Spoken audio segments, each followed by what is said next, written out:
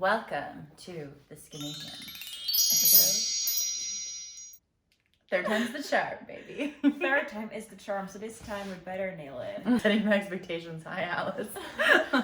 Since the start of 2020 has been quite rough for us all, we are here to lighten up your day. So yeah, today's episode, we are continuing with the weird Dutch things. Now that we've been here for a couple months longer, and since you lovely people have watched our videos, the Dutch have actually given us some suggestions on some other strange and weird Dutch things. Right from the audience are some of today's weirder Dutch things. Since we came here, we have just realized that it's a very sexually free, it's a very sexually liberal country. Yeah. The Dutch government, led by Mark Rutte. What do we have on Mark Rutte? Oh, well, you can see him here riding his bike to hand in his resignation to the king. Well, I have to say, Dutch politics are very entertaining. It's like it's quite the show. So if you're ever bored, just look into some Dutch politics stories.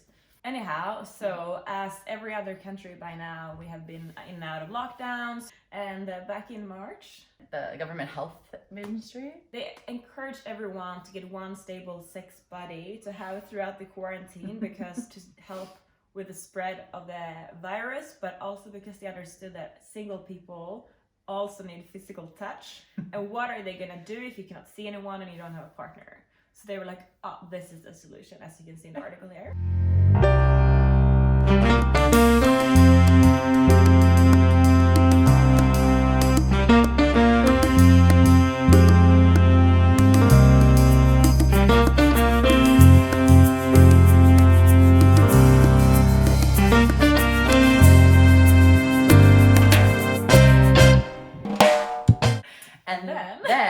Come July, they were like, okay, we need to crack down on this. Oh, we're done. So instead, they've come out with advice, encouraging sexting instead, quote unquote, to watch out with sex, but that telling each other erotic stories and masturbating simultaneously from afar is acceptable. At a distance. Literally, like, yeah. I don't know how, 2 meters or.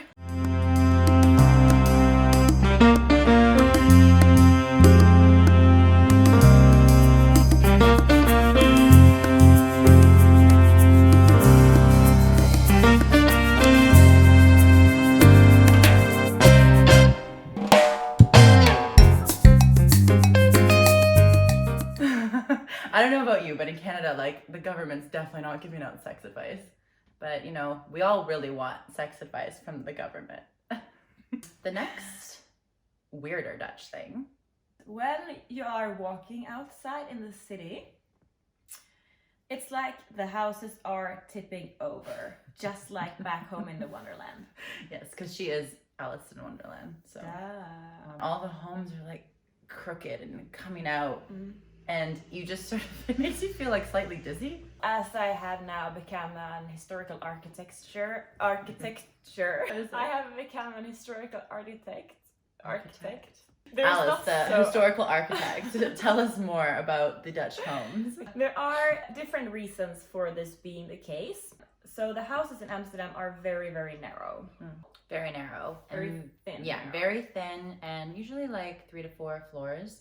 And at the staircases here. You see how narrow that is? Yeah. So this is very common. And if someone lives on the 4th floor, you've got 4 of these to climb. And the stairs actually like are super small. So you have to either have tiny feet, which I don't have, or you just have to pay a lot of attention and hope that you're not gonna fall down. And I may have already fallen down a flight of stairs. And then you may wonder, how do you get in a king-size bed or a big couch? Well, simple as that, you don't. You don't. Since you cannot get anything basically up these stairs, they had to solve it some other way. So they're designed to tip over a little bit. Because on the top of every house you see hooks, which are meant for ropes that you're actually like pulling your furnitures upward after they have been attached around, for example, a couch or piano, Yeah. or whatever it can be. But then also, the houses here are built on wooden piles that are drilled into wet soil. Piles, no poles. I think it's called piles. Is it? Yeah. Oh. Piles or poles. Excuse me if I'm wrong. Semantics. These wooden poles, or whatever, those Those things that the houses are on. are of bad quality and is starting to sink into the soil even more. Basically, Amsterdam is just sinking, melting. They're built to lean on each other, to like support each other, which is why you can see that the houses on the corners are normally the ones that are leaning the most, because they don't have any house to support them on the other side. And yeah, that was the history class for today. There you go. So the next weirder Dutch thing is how the Dutch do not take their shoes off when they enter a home, even their own homes. So this is strange for us because I'm used to taking my shoes off in the house. And same with Alice in Sweden. It's just normal for us. And you know, even when we go to Dutch parties and everyone's like, "Oh no, leave your shoes on, leave your shoes on." Both of us just No, say, we kind of want to take them off. They're like, no, you don't have to. and we're like, "No, we want to."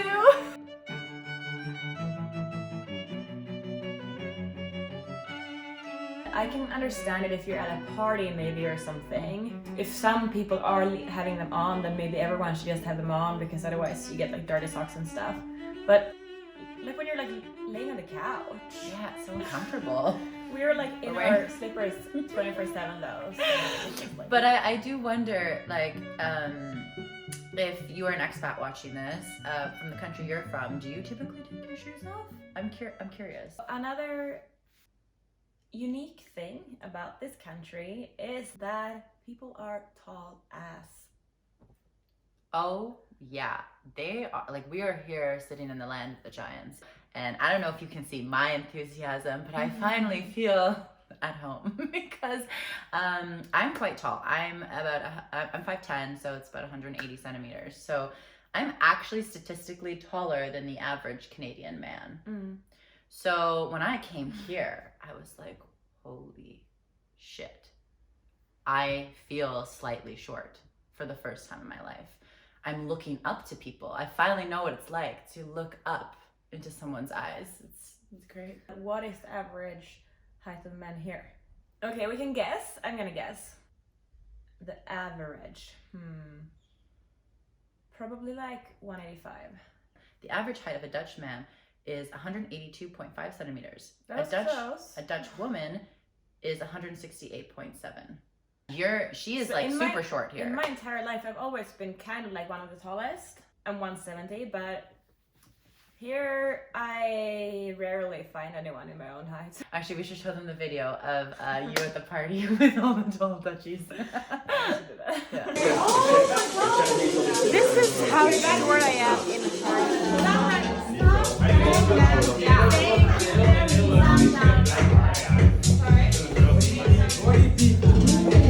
Who's putting on this music?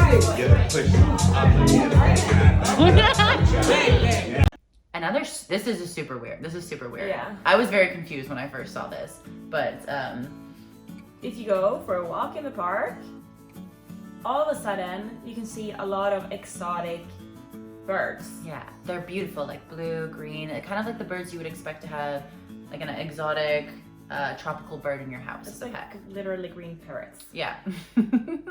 How did they come here? Yeah, where are they from? Did someone just let their pets out one day and then they just decided they were gonna thrive in Amsterdam? It's not exactly like the most tropical of locations. What I heard, what happened is that quite long ago, someone let one of those birds out, and then they just decided to establish themselves in Vondelpark, which is Amsterdam's biggest park. Super, super beautiful. And now they are just like everywhere. I don't know how many. They're but thriving. I mean, if I was let loose in Vondelpark, I'd probably establish my home there too. Another really like interesting, strange Dutch thing is that if you want to hang out with someone, not everyone, but most people, this is like wildly generalized now, obviously. of course, you need to book this person in advance. up to 2 weeks sometimes. I don't know about you guys, but we're super spontaneous, so this really just doesn't work with us. We're more of the decide a plan, and it's like the greatest time. The planning is not so much for us. So if anyone ever cancels their plans on you, you can always call us.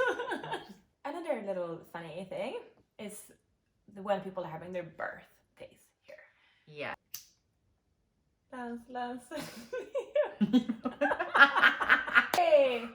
So let's say it's my birthday, and I have my whole family here, Alice is here, and we have people over for a party. People come and they congratulate every person in the house. They did congratulate my mom, they congratulate my dad, they congratulate Alice and me on my birthday, which is super weird. But it's also quite nice because then it's like everyone's birthday. That's true, and then everyone gets a little piece of the birthday. Yeah. Also, if it's your birthday, you're in Dutch culture, like you're the one who brings the cake. Where in Canada it would be like, quite different. Like if you were having a birthday at work or at a party, like everyone would bring the cakes and things for you, like a surprise. Another interesting Dutch thing. Alice is gonna take the lead on this one because I have no I don't know when I took the historical teacher part, but apparently that's who I am now. Okay, we would like to know why Netherlands is called the Netherlands, but then there's also Holland, and then they're also Dutch. Okay, so let me break this down for y'all. The Netherlands is the official name of this country. Nederlands in the Dutch language means the lower lands, and the reason for this is that it's very flat here, and it's actually under sea level, I think, most of the country. Netherlands consists of 12 provinces. 2 of them are called South Holland and North Holland. And they 2 together, back in time, were called just Holland. The Netherlands is mostly famous for the 2 provinces. That's where you can find, for example, Amsterdam and other cities and other destinations that are the most popular for tourists. And that's why in the wide known, people still call this country Holland. Why are they called Dutch? It's, as far as I understand, it's the UK are the ones that like started to name or call the Netherlanders Dutch because of the language that they spoke. And since then, people who speak Dutch are just called Dutch. Cool.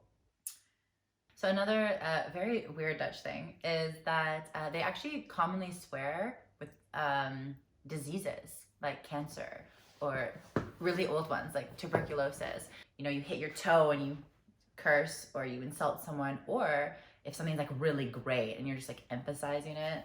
So we've just asked some of our Dutch friends to just swearing and cursing in Dutch for us. Of anders rot je toch op, lekker naar je teringhuis. Zo. That is like saying to someone, then you just move to your house or something like that, or but then with a disease. Ooh, it's a disease from the 15th century, 14th century, so like from the Middle Ages. Oh, what is the English word for it? Ooh, tering. That's a good question. Can I? Yes. There's not an English word for that. It's not good. It's saying consumption, but it is. I don't think it's like proper. Petitisis? Petitisis? You ever heard of it? No. Tyfusleier. Jij bent een tyfusleier. That you have typhus. What about kankerlikker? Of kankerlekker. Ja, ja. See, That's more this, hè? I can't say that. My mother is watching. Jij bent kankerlekker. Oh my god, you're so cancer hot. Okay, that was all for this time. Thank you for watching, and if you actually really are enjoying this, please subscribe and give us some support. Wil jij mijn subscriben? Will you mind subscribing? What if we caught one of the parrots in the park and had it as a pet? Do you think it's... Doei! Doei, dag! Doei! Toetsie!